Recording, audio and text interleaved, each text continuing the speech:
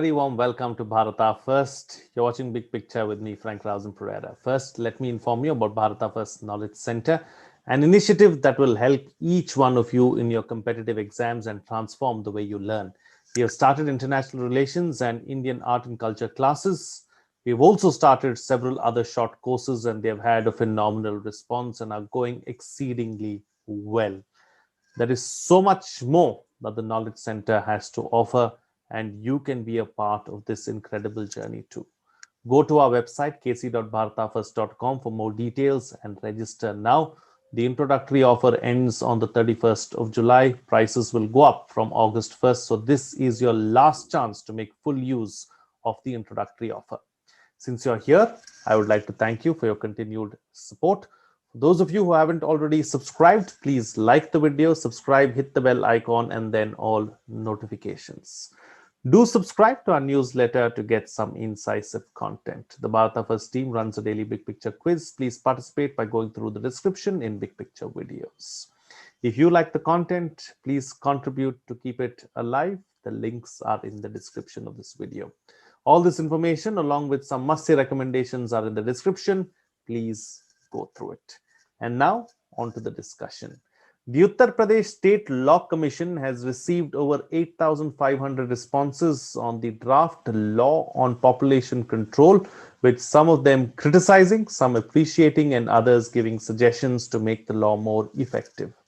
The Commission on July 9th had uploaded the draft Uttar Pradesh Population Control, Stabilization and Welfare Bill 2021 on its website, seeking suggestions in 10 days till the 19th of July from public on the proposed law. The draft bill had evoked sharp reactions from political parties and even social and religious organizations, not only from Uttar Pradesh, but all across the country. The bill has listed out incentives for those who have 2 children or less, and disincentives for those who have more than 2 children. In this edition of Big Picture, we will analyze the need for a population control bill. Joining me on the program today are Vipul Mudgal, Director, Common Cause; PK Malhotra, former Law Secretary, Government of India; and Kapil Sankhla, Advocate of the Supreme Court. Thank you to all my guests for joining me on this edition of Big Picture. Mr. Malhotra, let me start the program with you first. Let's try and understand this issue of population control and the bill itself, whether we need one. How is it more of a political move, or do you think that there is some substance to it? Frank, so far as the issue of population control is concerned, it is not a new thing. It has been going on right from independence. And if we talk of the first 5-year plan itself, the program started from the first 5-year plan itself, and every 5-year plan contained something or the other with regard to the national policy on population. And there was a Swaminathan committee also constituted in MS Swaminathan committee constituted in 1993, after which we again came out with a national population policy. And government has been working in this direction right from the very beginning. Before I come to the law, I remember during my college days, we studied the theory of population, Malthus theories of population, and which talked about, that was of 18th century, which talked of the population explosion. And I think keeping that in view, the government of India has been taking steps from time to time to control the population. No doubt today we have a population of about 1.35 billion. And it is estimated by UN that it will going to be 1.5 billion by 2030 and 1.64 billion by 2050. And so far as the total population of the world is concerned, I think every 6th person in this world is an Indian. That is 16% of the total world population is of Indian. And so far as our resources are concerned, I think we have land of only 2.4% of the whole land which is available in the world.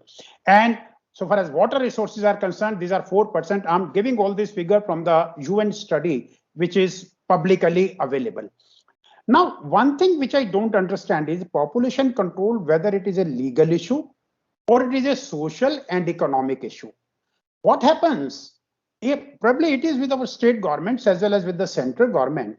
Whenever we have a social or economic problem, invariably we try to find it a solution by enacting a law. Now, my impression is rather I asked myself whether for social and economic issues also, whether law is the ultimate resort for you or it is only a stepping stone to achieve certain objective.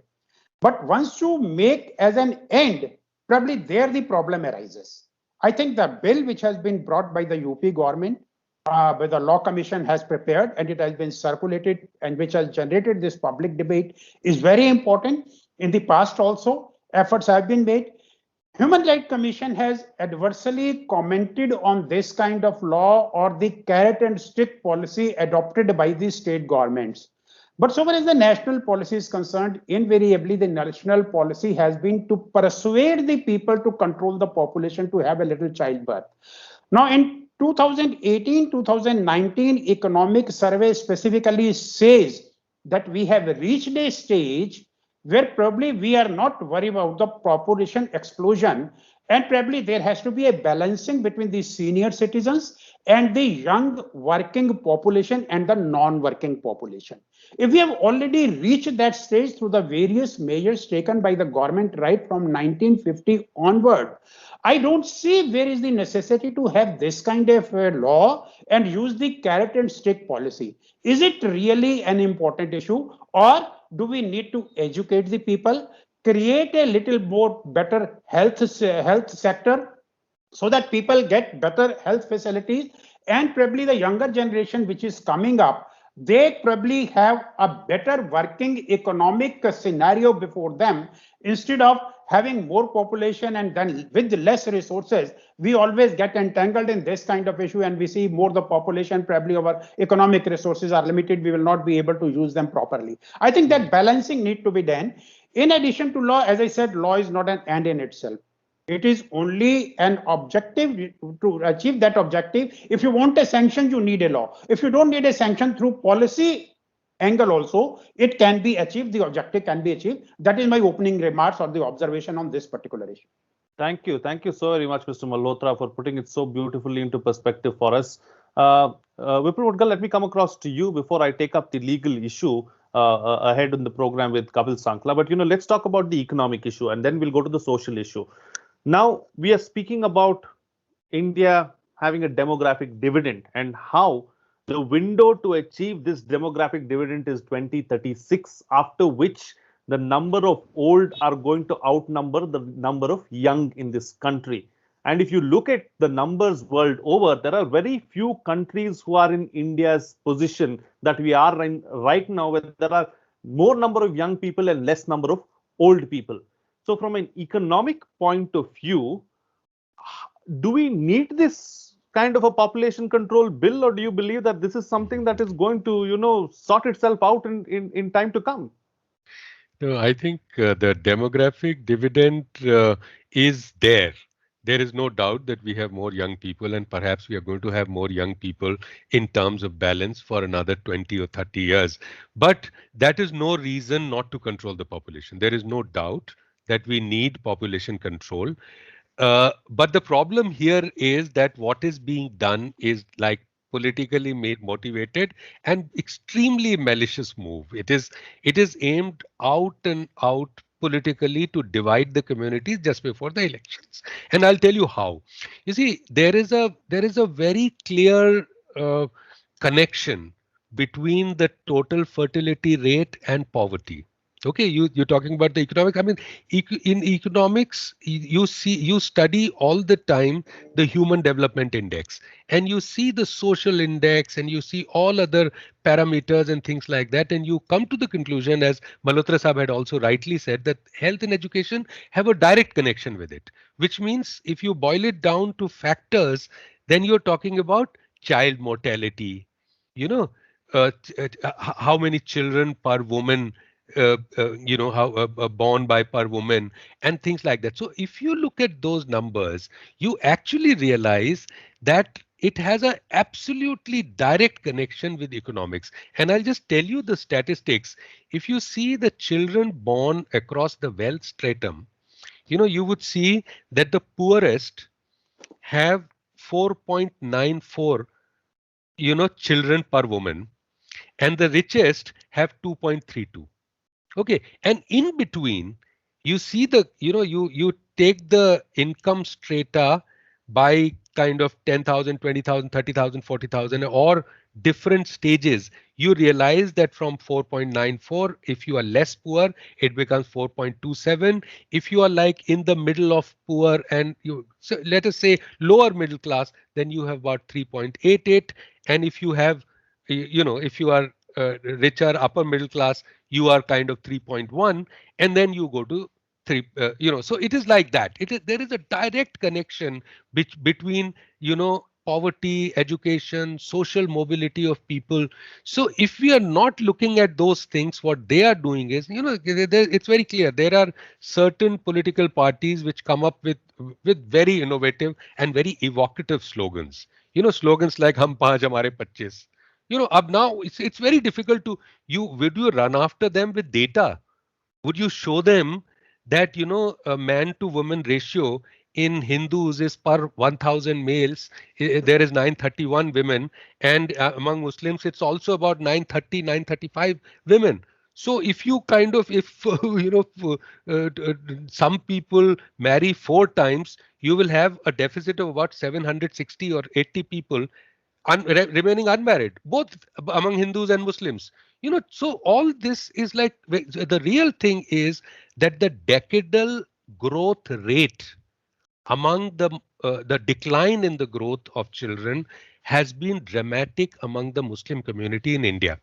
It is still not as good as the Hindu community, no doubt, because the indicators are better, and there are various other reasons.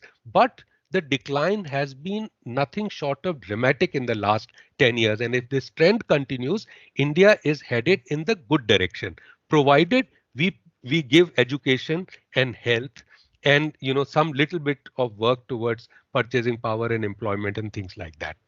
Right. Absolutely. Okay, let me take the points that both the panelists have made forward with Kapil Sankhla, who's been patiently listening to the other panelists as well. Kapil Sankhla, how would you look at this entire issue? Would you say that it's a legal issue that needs to be dealt with in the courts of law and with a good legislation probably in the legislature, or do you believe that it's a social issue? Well, wouldn't you agree that whenever the courts have come up with a policy decision or created a law or where there's a vacuum sought to fill it up, we've always had a problem saying that the courts have gone, there's a overreach of the court. So as far as legislation is concerned, as far as this bill is concerned, as far as the law is concerned, it's from the right direction. Of course, it would be tested in the court of law. It might also be interpreted in the court of law and all of that. But as far as creation of law is concerned, it is from the right direction. Let me put it like this. Secondly, with due respect to Mr. Malhotra and Mr. Mudgal, I really don't think it is a law created out of optics. I really think that this was necessary, and I really don't think it was a political gambit. And the reason is this: population control has been the harakiri for any party. It is a suicide for any party from the days of Sanjay Gandhi and the forcible population control. So I don't think any party has really seriously taken this up. It's for the first time that this issue has been raised. And I agree with Mr. Mudgal when he says that this does not only affect Muslims, it also affects Hindus. And therefore, I think it is quite secular as far as this bill or this proposed law is concerned. Interestingly, another argument was put in that let us now concentrate more on the health sector, offer jobs, etc., etc. We are very, very proud of the fact that India is one of the biggest countries when it comes to medical tourism. But it is also equally sorry state of affairs that Indians do not really get the best of medical help when so required, especially during the COVID times. But we have to understand why. We have to understand the reason behind it. You have 10 rupees. Let me give you an example. You have 10 rupees and you have to take care of 100 people. Will you be able to adequately use that as a resource to help those 100 people? You cannot. Now let us say that you have that 10 rupee and you have 3 people or 5 people to look after or to take care of. Those resources would be better utilized. You can't really increase land, you can't increase air or water, etc., etc. But what you can definitely control is the utilization of those resources as far as the number of people are concerned. So, to answer your question, I am glad that this wasn't a vacuum in law that was filled in by the court. I am glad that this is an issue before us. I am happy that such a law is being proposed to be introduced. You would be amazed to know that though the Muslim population is growing at a rapid space in UP, but it's the Hindus that are growing in Bihar as far as population explosion is concerned. So this law equally affects everybody and can never be taken to be a political gambit. In fact, it is quite a risky proposition as far as a political strategy is concerned. Absolutely. So, Mr. Malhotra, let me come to you now. How would you look at this now that you've heard the other two panelists as well? Do you believe that this matter, eventually, I see it this way, that this matter will go to court and the courts will have to interpret it, and that's when we'll have a final say? How do you see the courts interpreting this matter? Because like you yourself mentioned in your opening remarks, this is not something new. It has been going on for decades now. Frank, let me first clarify the point which I made in my opening remarks and probably which has been misunderstood. Neither I am against the law, nor I am saying that the law is not secular, and nor I am saying that if such a law is passed, there is every possibility that courts are likely to support such a legislation. I'm very clear on that. What I was saying is, whether to deal with such a situation, do you really need a law, or through policy perspective of the government, by making good policy for the nation, you can achieve the objective which you want to achieve? Why you want to make a law? You make a law only when you need a sanction for its implementation.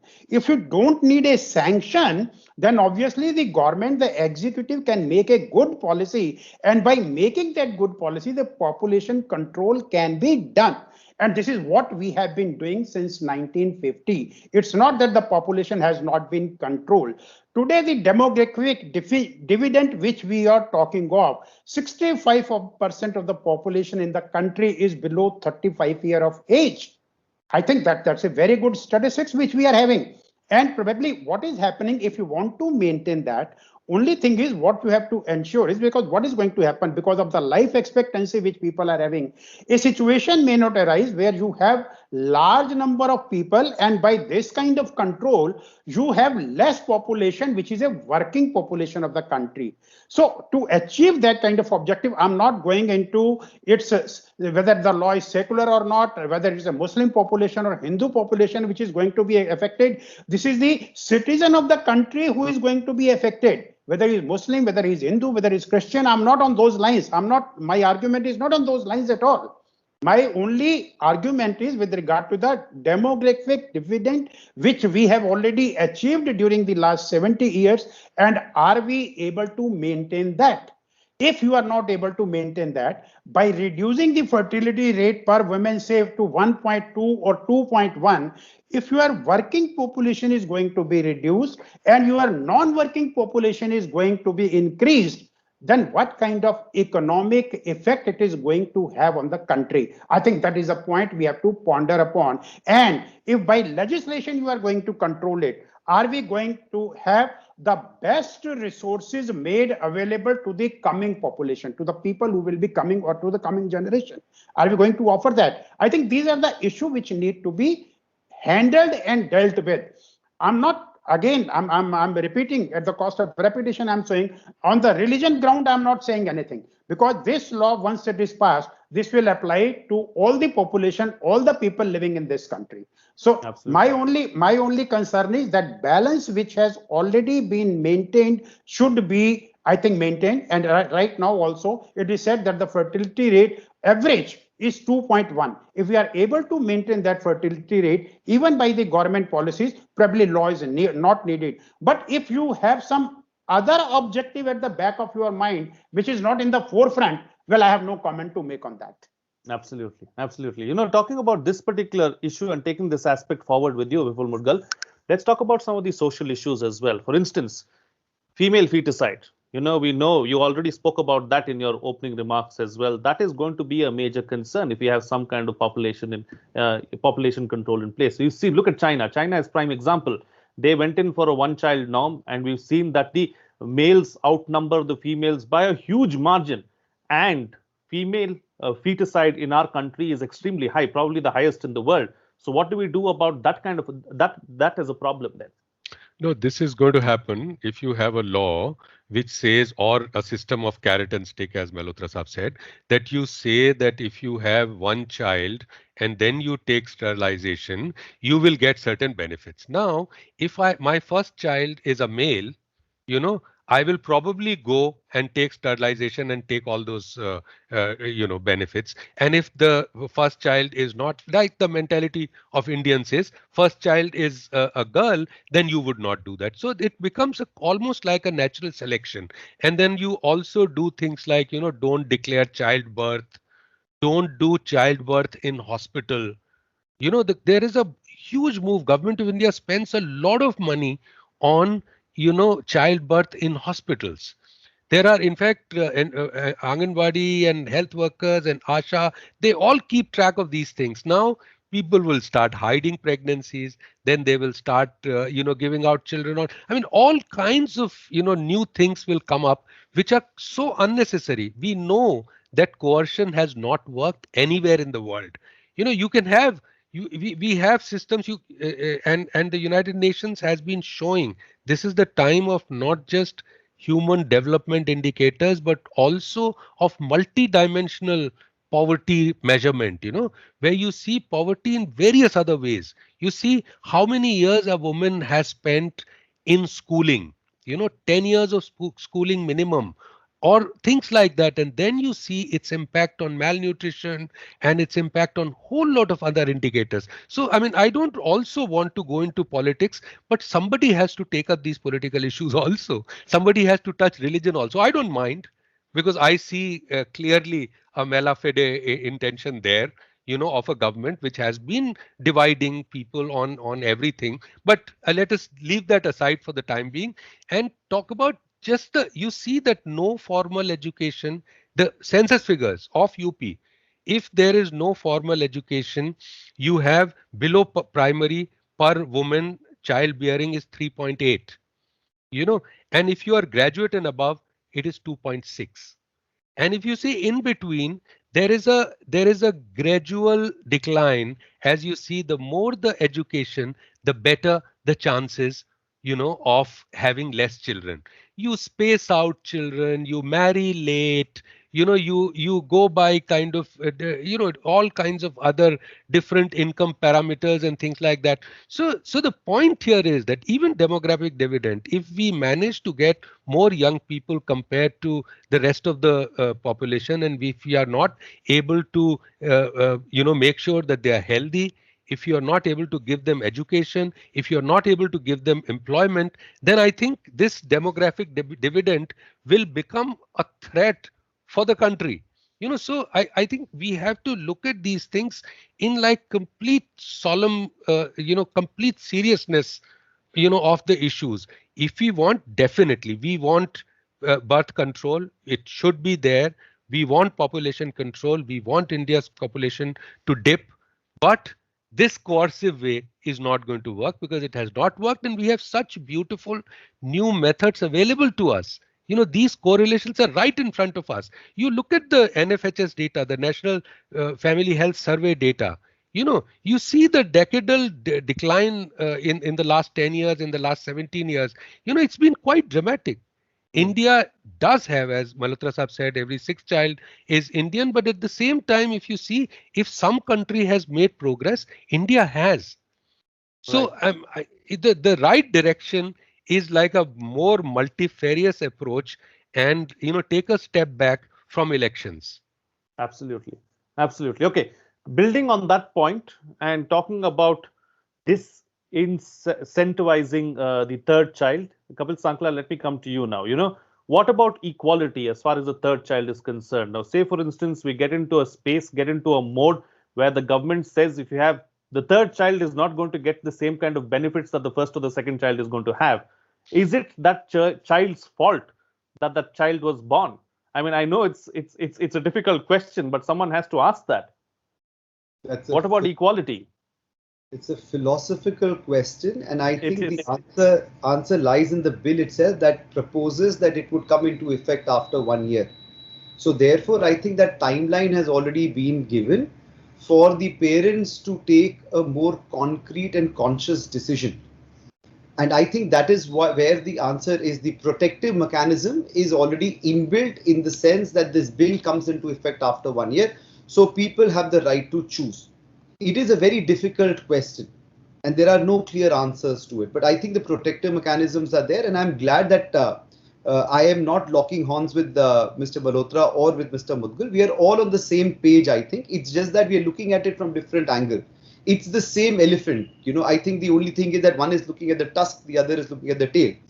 The only difference in the argument here is that I believe that this proposal is good because the resources are limited. And I think the argument of my esteemed panelists is that the resources can be better utilized. So the issue here is very clear that there are resources, they need to be utilized. How they are to be utilized is the only difference. The bill here proposes to say that yes, you will get certain incentives if you have one child or two child, and certain incentives that you already have will be taken away, and there will be certain benefits that you will not get. More importantly, for example, one of the things is about the ration card issue. That if you have the ration card would block the benefits given to you after 4 taxes, so to say, 4 family members and not beyond.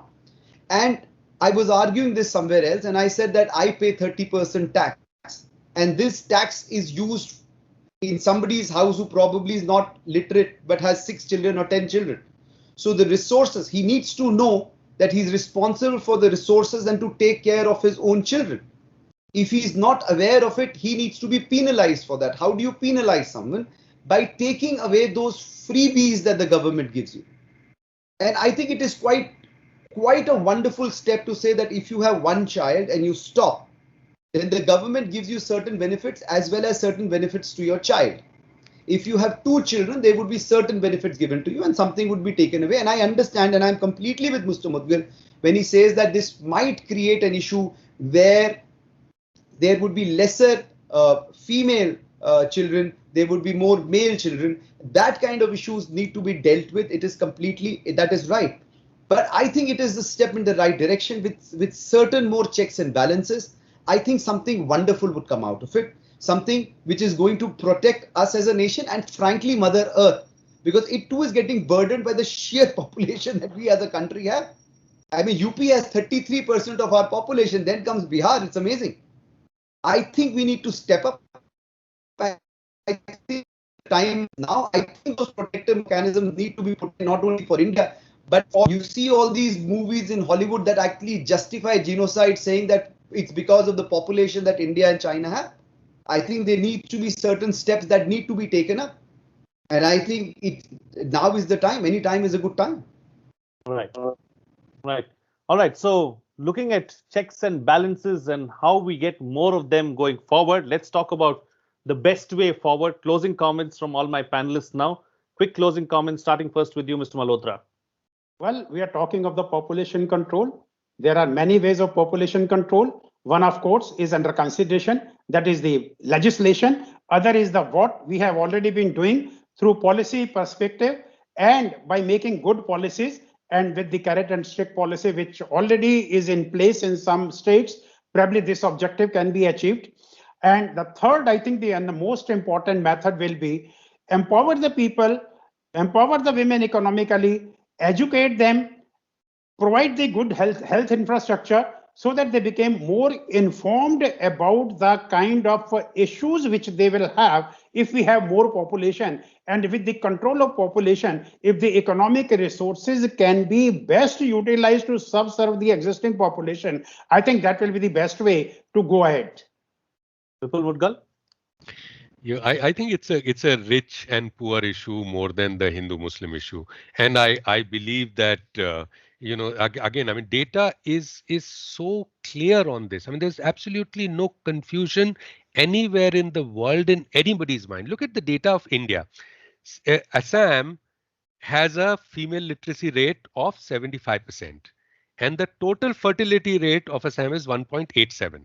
Okay, Bihar has 55% female literacy, and the total fertility rate is 2.98. Okay, 1.87, 2.98. Kerala, 97.4% female literacy, and TFR is as low as 1.79.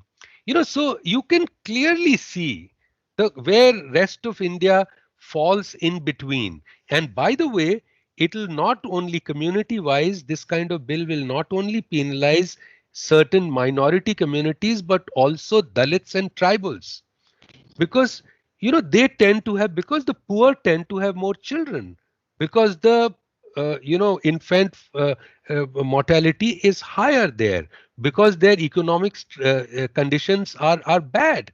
And also, I am poor because my father was poor and he had more children. Now I have more children, and I'm being penalized. So you penalize me and I become poorer.